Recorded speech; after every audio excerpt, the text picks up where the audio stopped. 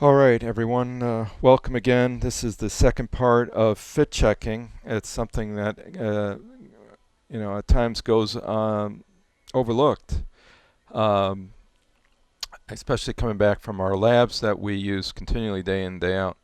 What I do is I ask them for pristine dye. I do mark the margins with a graphite pencil, and then I spray over this with a fit checking material.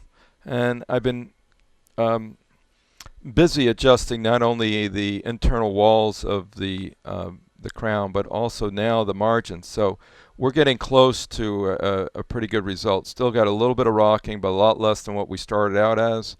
And my caution is, don't just push, the crown into place. You want to gently just rock it a little bit so that you can pick up these areas that are now marked in red. So you can see all these adjustments that I've been doing. I'm going to continue to adjust, and I'm not adjusting this way. I'm always staying in the long axis of the crown so that I don't inadvertently open a margin.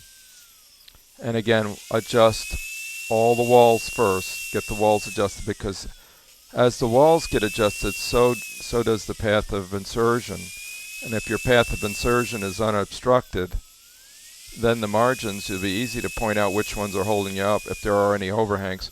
If you do your margins first, you may end up continuing to open a contact without adjusting the walls. So adjust your walls first. Okay, so I'm going to reduce magnification, and here we are. And that gap is getting smaller and smaller and smaller now, so that's good news. Okay, so again, bring up the magnification. We're up at 12.5 mag. I'm hoping that you guys aren't getting seasick out there from watching this. There's one spot right there. I'm going to adjust that. Margin there. Okay, so that wall's done. This one's next.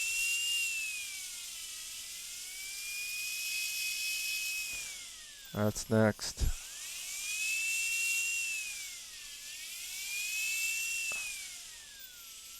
I've tried several stones. The white stone seems to work the best, and try not to use the same white stone on any ceramic. If you're going to end up adding porcelain later on, it could contaminate the porcelain, so try to change your stones. I just have a second set of white stones for porcelain, but just not enough attention is paid to the inner aspect. Let's not forget that, when you do a casting, sometimes your powder-water ratio affects the actual fit of the metal. Plus, it's being degassed and then fired upon in an oven, so dimensionally things are going to start to change a little bit. But ultimately, your result is getting a good hermetic fit, a good seal, good intimate fit all the way around the margin. 360 degrees on the die. Okay, so that was this was the area that looked open, and I want to say that I'm going to remark that margin, and I'm going to check it again. Actually, the margin is a little further in,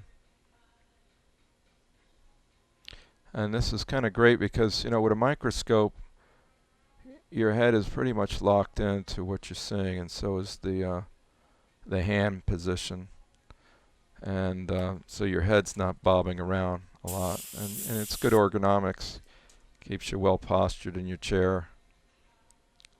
Okay, so let's see how this fits, and by golly, that is down all the way, and I know come tomorrow I'm not going to have an open margin. I'm now going to have seal, 360 degrees all the way around. And if you have any comments or questions on the technique, feel free to comment. With the time remaining now, I'm going to take you to the next step, and that is the solid model itself. So again, we have the cut model as I showed you before, which is this. I'm not even going to use this anymore until the very end when I check occlusion. But now I'm going to come in and then extend the lead on the pencil, the graphite so that it marks basically the margin and only the margin, because now we're going to be seating the restoration on this model and find out, well, if it's areas to view are right in here and right in here, and if it doesn't go down all the way, you'll see a gap space in those two zones. I try to have the lab clear all this out too, so that you can see from this direction as well. So let's go to it. We're going to slide our crown in place, and the first thing I notice on this side is, yes, we are a little bit open in this area, and that's the mesiolingual. But we're real close because I don't see many gap spaces anywhere else. So how do we know that this contact is tight, as tight, or if it's more tight than this contact, and vice versa? So this step where we now take the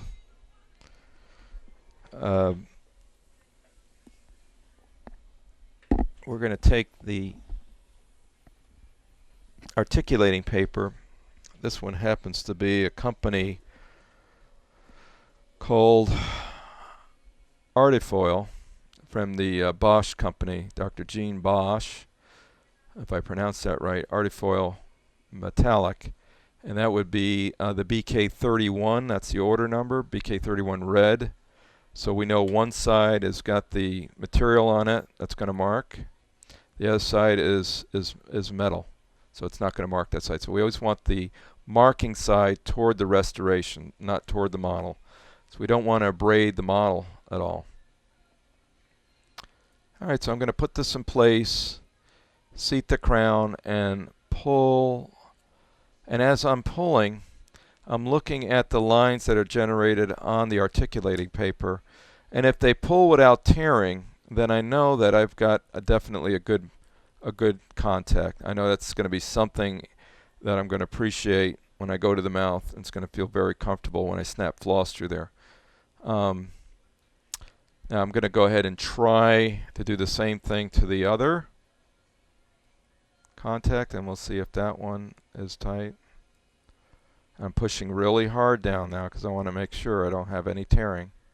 Now this one is a little tighter, but it didn't tear. It wants to almost tear, but it didn't tear. Alright. And I also like to instruct the lab to give me contact areas. This one happens to be a contact, two contact areas. I'd like to see a little gap in between filled in, so I may end up taking this one back to the lab. This other contact area appears to have more of an area, although it's glazed completely, different from the other side, which looks like it got hand adjusted. But this side looks glazed. And so I may very well take this to the mouth tomorrow and just find out a little bit more about how it seats. And now the last part is to place this on the original cut model, and we're going to check occlusion. And what I like to make sure of is that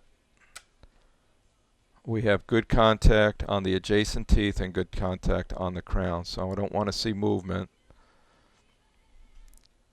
And so we'll go ahead and mark that. Back, forth, front, back, and check to see where we're making our mark. So it looks like we're hitting on inclines, basically. What I like to see is a lower buccal cuss tip and a central fossa.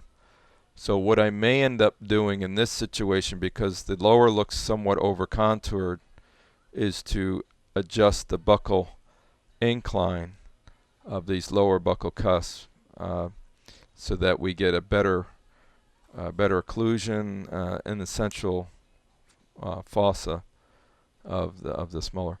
GERARD Cuomo for doing some lab work and just trying to straighten things out by fit checking. All right, practice this one every day and get really good at it, and your life is going to be so much better